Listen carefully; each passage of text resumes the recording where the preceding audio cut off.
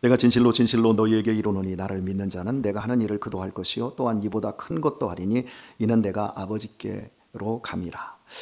이 말씀을 들은 제자들의 머릿속에는 여러 장면들이 스쳤을 것입니다. 큰일, 큰일, 소경이 눈을 뜨던 순간, 큰일입니다. 병든 자가 일어나던 순간, 안진뱅이가 일어나던 순간, 벙어리의 입이 열리고 귀머거리의 귀가 열리던 순간, 죽은 나사로가 살아난 순간, 오병이의 기적이 일어났던 순간, 문둥병자들이 치유받은 순간, 분명 이런 생각이 큰일로 그들의 머릿속에 떠올랐을 것입니다. 그렇다면 여러분에게 큰일은 무엇입니까? 실제로 초대교회가 복음을 들고 낯선 땅으로 들어갈 때 기독교가 전파되는 곳곳에서 그러한 큰일이 나타났습니다. 엄청난 기적은 베드로와 바울을 통해서도 강력하게 나타났습니다. 분명 그들은 주님이 하신 큰 일을 했습니다. 그러나 우리는 어떻습니까? 나를 믿는 자는 내가 하는 일을 그도 할 것이요 또한 그보다 큰 것도 하리니. 어떻습니까? 이 구절 앞에서 우리는 무력해집니다.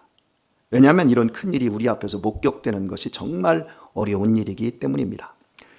재작년에 소천하신 황기성 목사님께서는 1949년 20대 초반 남대문 교회의 부흥 집회에 참석하셨다가 당시에 감리교회의 유명한 부흥사였던 박재봉 목사님이 바로 자기 앞에 앉았던 황 목사님 앞에 앉았던 등이 굽은 40대의 곱추를 불러내더니 강단에서 그 곱추의 뼈를 모두 바로 세워 그 자리에서 키가 20cm 이상 크는 이런 실제 장면을 보셨다라고 저에게 말씀하셨습니다.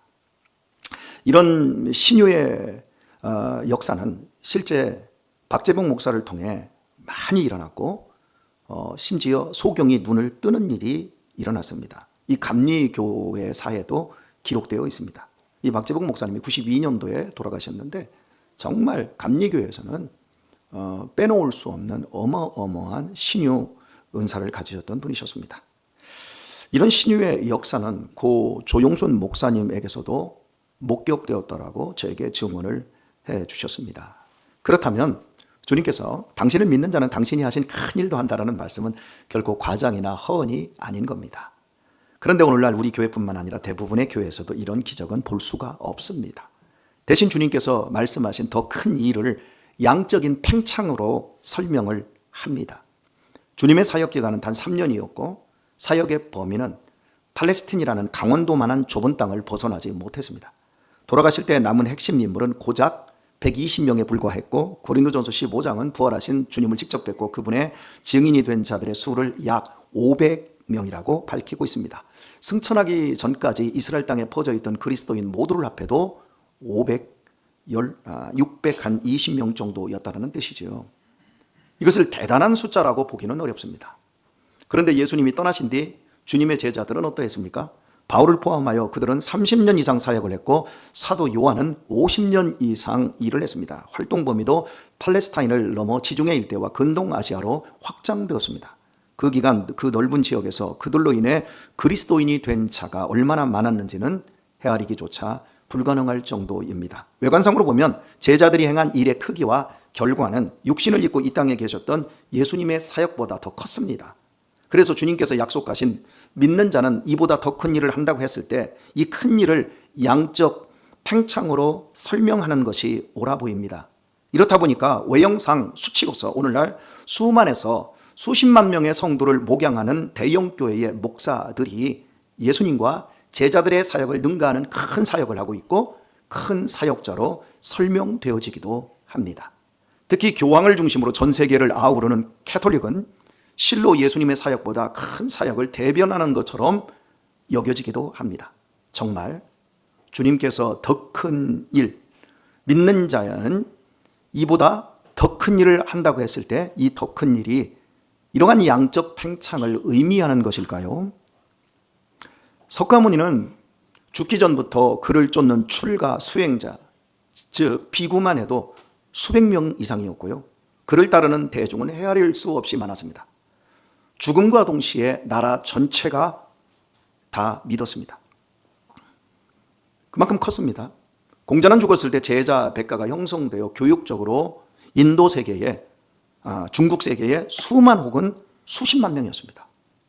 이슬람교의 창시자 무하메드는 죽을 때 아라비아 전체, 이란과 이라크 이 전체가 그를 정치적으로 신앙적으로 추종을 했습니다. 이렇게 컸습니다. 그리고 그들이 세운 종교는 오늘날에도 여전히 전 세계적인 종교와 철학으로 자리매김하고 있습니다. 이렇게 이방 종교는 시작부터 컸고 계속해서 커왔고 지금도 여전히 크고 앞으로도 여전히 계속해서 커질 겁니다.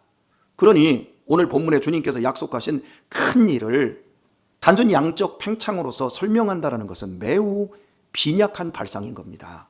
그렇다면 우리는 이렇게 질문해야 됩니다. 그렇다면 주님께서 말씀하신 더 큰 일은 과연 무엇일까요? 주님의 다른 말씀에서 힌트를 얻어야 합니다. 주님께서는 이 어린아이처럼 자기를 낮추는 자가 하늘에서도 큰 자니라고 말씀하셨습니다. 다시 한번 하겠습니다.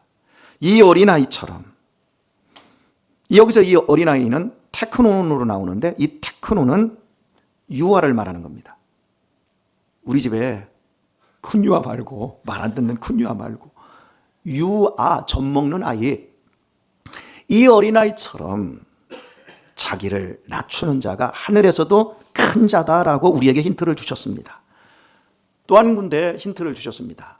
지극히 작은 일에 충성하는 자에게도 큰 일을 맡기겠다 말씀하셨습니다. 지극히 사소한 일에 충성하는 것, 자기 낮춤과 작은 일에 충성하는 것, 이것은 양적인 팽창이 아닌 도리어 자기 축소와 혹은 자기 비움이라고 말을 해야 될 것 같습니다. 제가 자주 말씀을 드리지만 겸손하기가 죽기보다 더 힘들다고 말을 합니다. 여기에 어떻습니까? 온유하기는요, 죽기보다 쉽습니까? 더 힘듭니다. 용서하는 거 쉽습니까? 죽기보다 더 힘듭니다. 사랑하는 거, 이해하는 거 죽기보다 더 어렵습니다. 자기를 부인하고 자기 십자가를 지고 나를 쫓으라고 하신 이 말씀이 우리에게 결코 쉬운 말씀이 아니라는 걸 여러분 이해하시고 계시지요? 인간의 본성이란 자기를 강화하고 자기 존재를 확대하고 자기를 증명하는 대로 갑니다. 하나님의 영광 어쩌고 저쩌고 다 하지만, 다 말하고 나라에 충성하고 어쩌고 저쩌고 다 하지만 실은 자기 존재를 과시하고 자기를 확대하기 위해서 그 말들을 갖다 쓰는 거지, 나중에 끝에 가서 결과를 만들어내는 것을 보면 거기에서 그 사람의 진실과 그 사람의 일의 성격이 거기에서 다 드러나게 되는 겁니다. 그래서 예수님께서는 우리에게 죽도록 충성하라, 끝까지 견디는 자는, 이렇게 이 말씀에 단서를 주면서 진짜가 무엇인가를 우리에게 항상 말씀해 주고 있습니다. 사랑하는 교회 여러분, 자기 축소만큼, 자기 비움만큼 어렵고 큰 일이 없습니다. 자존심과 분노와 비교의식을 버리고 온유하고 겸손하며 감사와 사랑만으로 살려면 반드시 선행의 조건이 있는데 그것은 큰 인격을 소유해야만 할 수 있는 일입니다.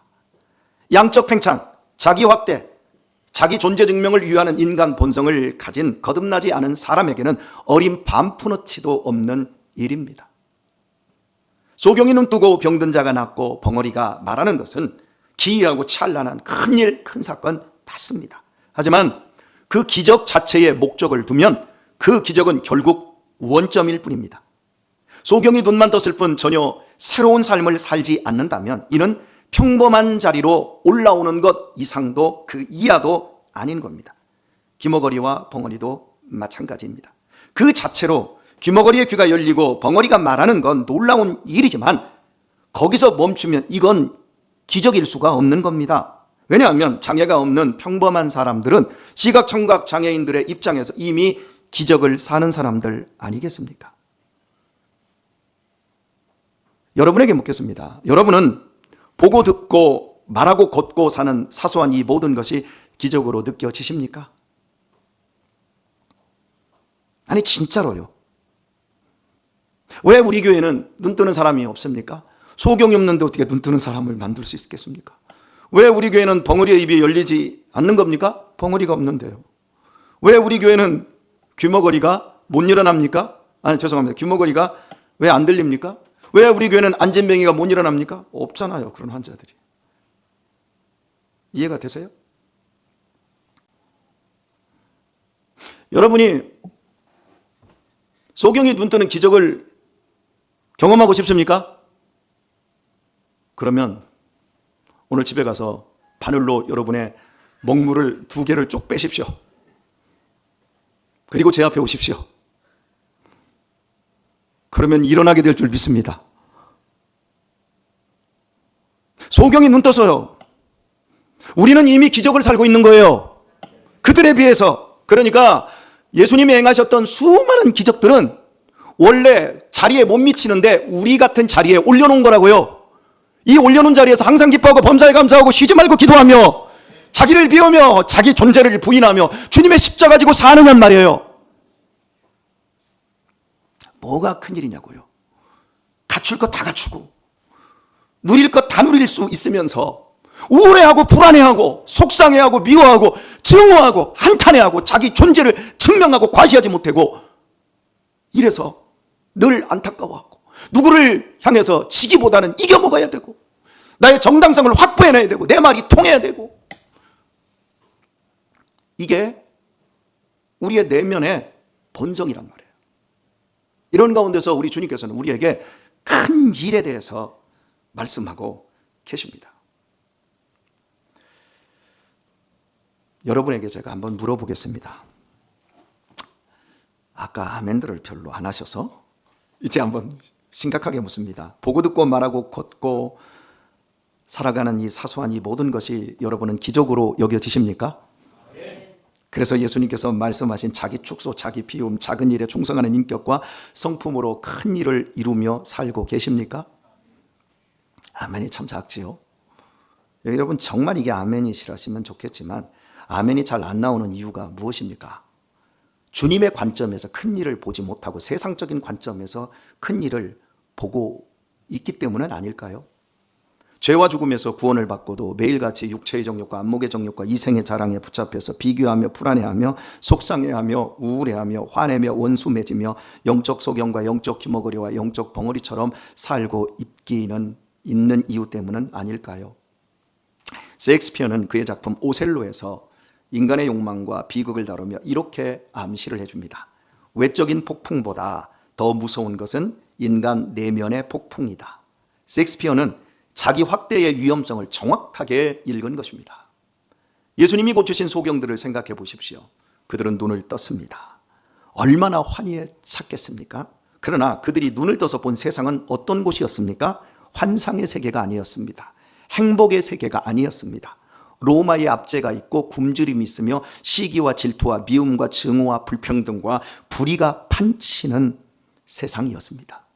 그들은 눈을 뜨기 전에는 보지 않아도 되었을 세상의 추악과 끔찍함을 이제는 생생히 목격해야 했습니다.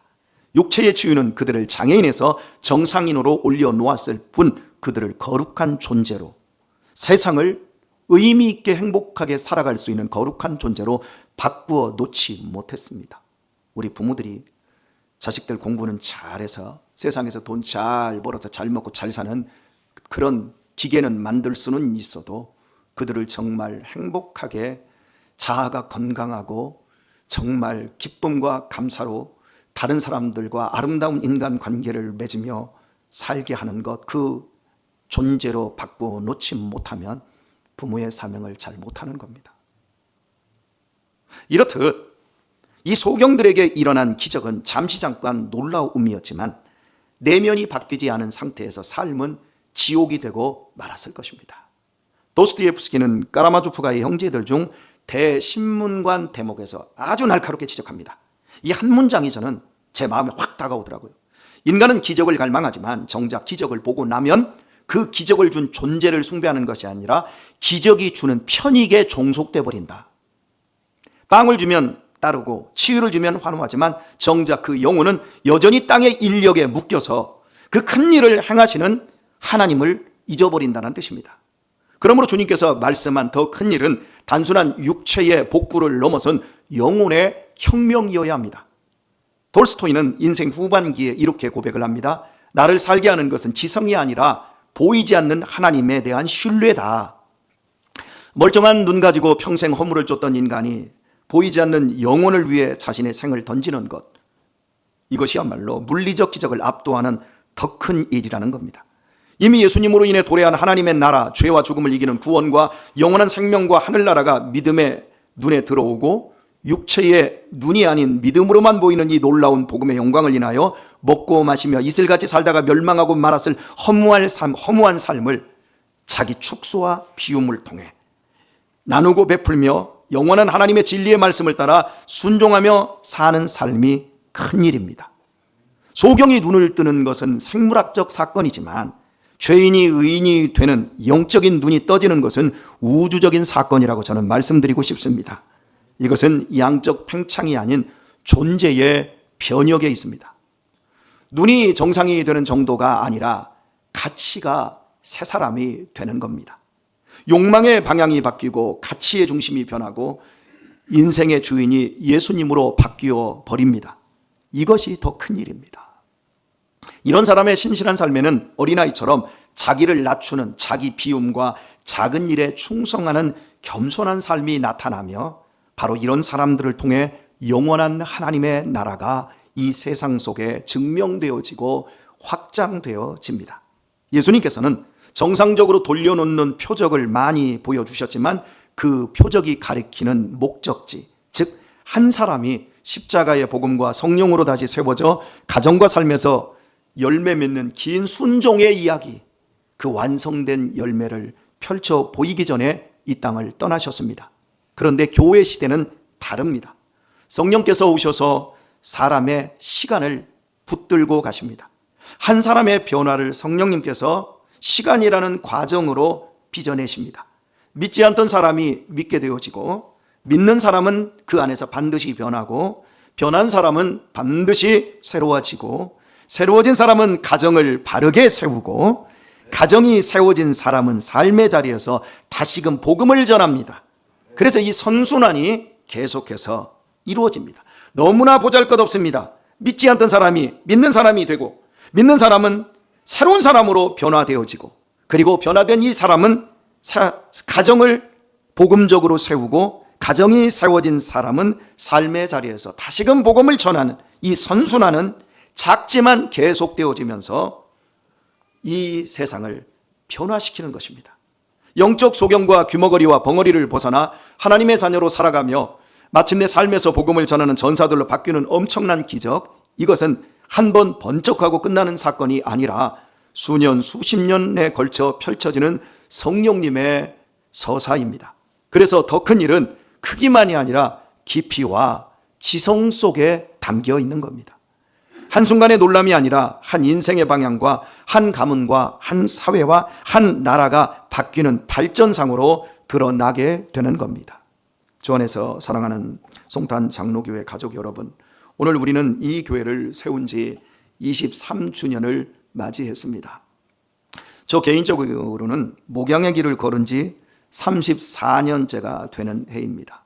물론 군대에서 군종병까지 하면 벌써 한 35년도 넘는 세월입니다만은 여하튼 참으로 지나온 세월을 돌이켜보면 뜻깊고 감격스럽습니다.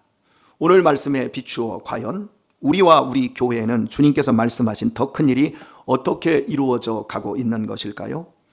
세상은 기적을 갈망합니다. 하지만 역사가 보여주는 기적의 결말은 언제나 참혹했습니다. 1920년대 미국은 경제적 풍요라는 기적을 맛보았지만 그 풍요의 인력을 이기지 못해 대공황의 절벽으로 추락하고 말았습니다. 프랑스 혁명은 자유, 평등, 박애를 다른 말로 사랑이라고도 할 수 있겠습니다. 자유, 평등, 박애의 눈을 떴지만 그 눈으로 서로의 목을 치는 길로틴, 단두대를 만들어 놓고 비극적으로 끝나고 말았습니다. 그리고 프랑스 혁명 이후에 인류는 더 방종의 세계로 나아가고 있습니다. 절대로 가라앉지 않는다던 타이타닉호는 인간의 자만에 늪에 빠져 다가오는 빙산을 보지 못한 채 수천 명의 생명을 수장시켰습니다. 이것이 인류의 미래를 보여주고 있는 사건과 같습니다. 땅의 인력입니다.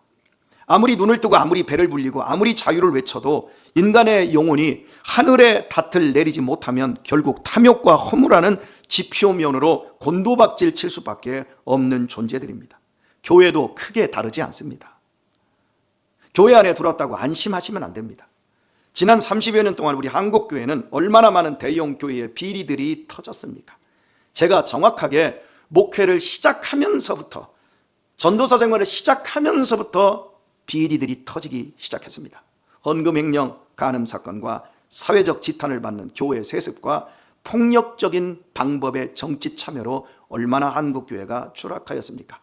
2주 전 기독교윤리실천협의회에서 한신대 교수와 장신대 교수들 연합으로 한국교회의 앙케이트 조사를 했습니다. 한국교회를 신뢰하십니까? 인구의 5분의 1이 인구의 5분의 4가 한국교회는 없어져야 맞습니다. 인구의 5분의 4가요. 그러면 제일 신뢰하는 종교는 뭡니까? 천주교 25.8%가 됩니다. 불교 24.2인가 됩니다.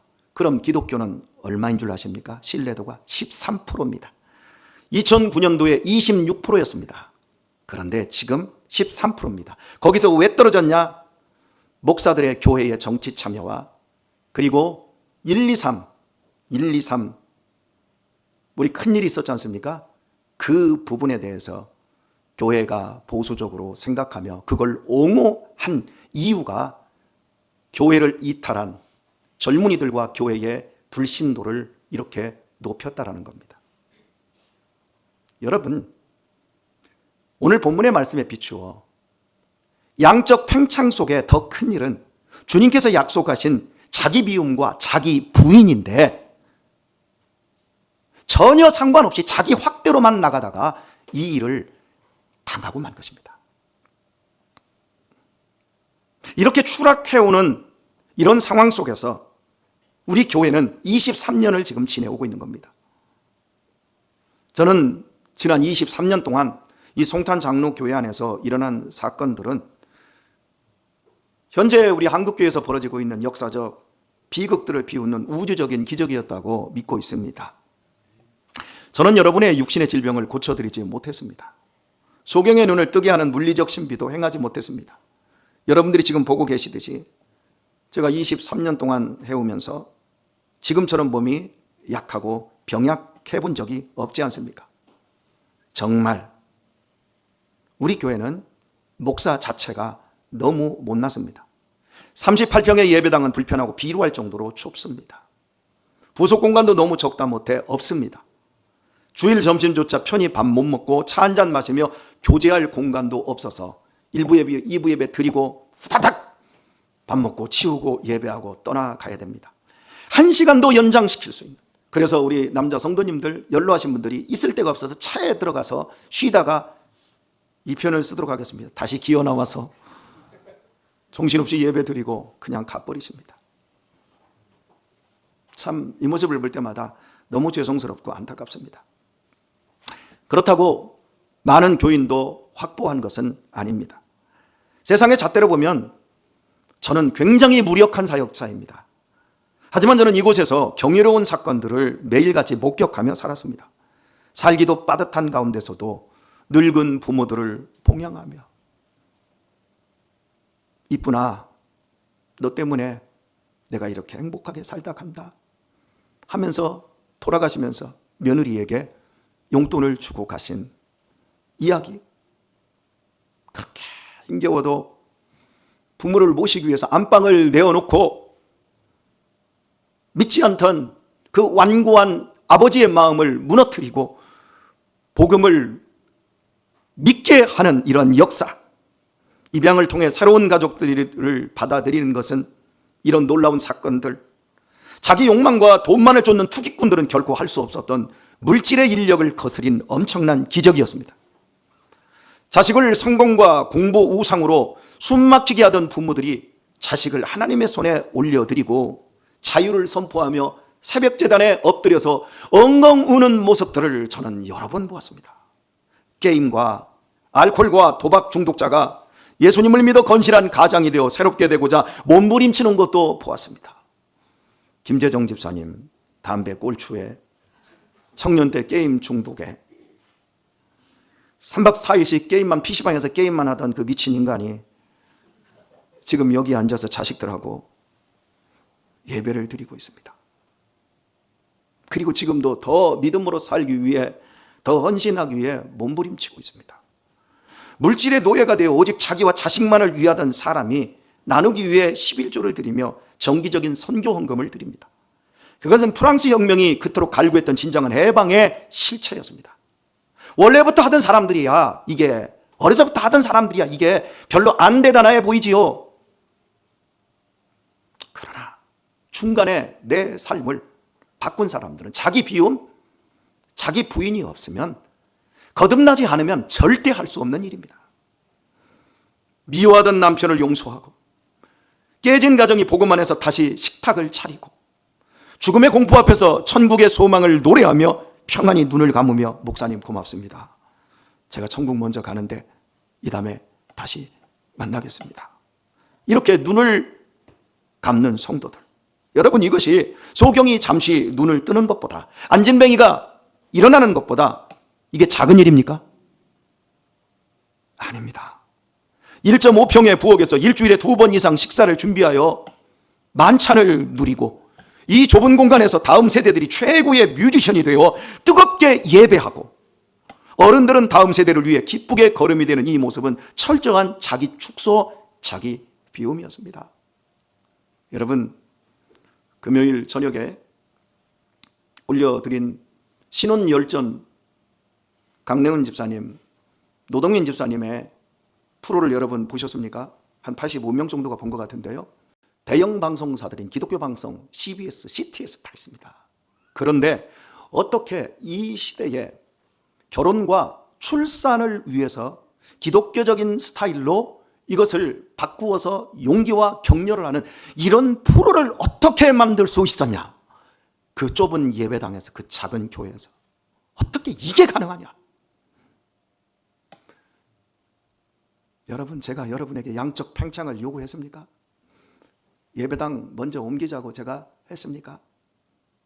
우리 6년 전에 설문조사했더니 여러분이 우리 교회의 첫 번째 1순위, 여러분이 예배당 확장하는 거라고 하지 않았습니까? 그런데 저는 계속해서 자기 비움과 자기 축소로 가지 않았습니까? 여러분, 비루하게 살자라는 이야기가 아닙니다. 본질을 추구하자고 말씀드리는 겁니다. 이 불편함과 비루함을 견디어내며 23년을 묵묵히 견디어내는 여러분이야말로 어린아이처럼 자기를 낮추며 작은 일에 충성하는 큰 사람들이고, 이것은 뒤틀린 우주의 질서가 바로 잡히는 사건인 동시에 예수님께서 당신의 생명을 바쳐 우리에게 보고 싶어 하셨던 더 큰 일이라고 저는 믿습니다. 성탄장로교회 23년의 역사는 건물을 세운 역사도 우리를 확대하는 역사도 아니었습니다. 다만 땅의 인력에 끌려 지옥으로 추락하던 영혼들이 그리스도라는 날개를 달고 영원한 영혼의 궤도로 진입한 기적의 연대기였다고 저는 선포하고 싶습니다. 우리의 눈물과 땀과 건강과 에너지, 그리고 때로는 말로 다 못할 외로움까지 그 모든 것을 갈아 넣어 우리는 23년이라는 오늘을 맞이하게 되었습니다. 우리의 교회는, 우리의 삶은 반전이었습니다. 돈이 왕이던 자리에서 하나님이 왕이 되신 반전, 두려움이 왕이던 자리에서 소망이 왕이 되신 반전, 증오가 왕이던 자리에서 용서가 왕이 되신 반전, 중독이 왕이던 자리에서 절제가 왕이 되신 반전, 비교가 왕이 된 자리에서 소명이 왕이 되신 반전, 자기 연민이 왕이던 자리에서 이웃사랑이 왕이 되신 반전, 이것이 여러분 복음입니다. 이것이 성령의 역사입니다. 이것이 우리가 여기에서 매일 목격해온 더 큰 일인데, 이것이 여러분 보이십니까? 이 사실을 우리뿐만 아니라 하나님도 알고 계십니다. 그러므로 저는 여러분을 축복합니다. 이 길에서 함께 울고 함께 웃으며 여기까지 오신 여러분을 하나님께서 위로하시기를 축복합니다. 지금까지도 더 큰 일을 이루신 주님께서 앞으로도 우리의 남은 날들을 붙드시고 새로운 하늘 가족이 되어 앞을 향해 함께 나아갈 성도님들 가운데 만사형통으로 함께 해주시기를 축복합니다. 오늘의 말씀을 맺겠습니다. 우리의 위대한 역사는 23년으로 맞춰지지 않습니다.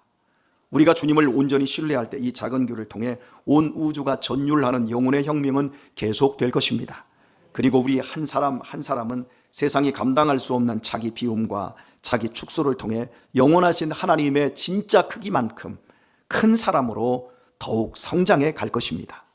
이 복을 다 받고 다 누리시는 성도님들 되시길 예수님의 이름으로 축원드립니다.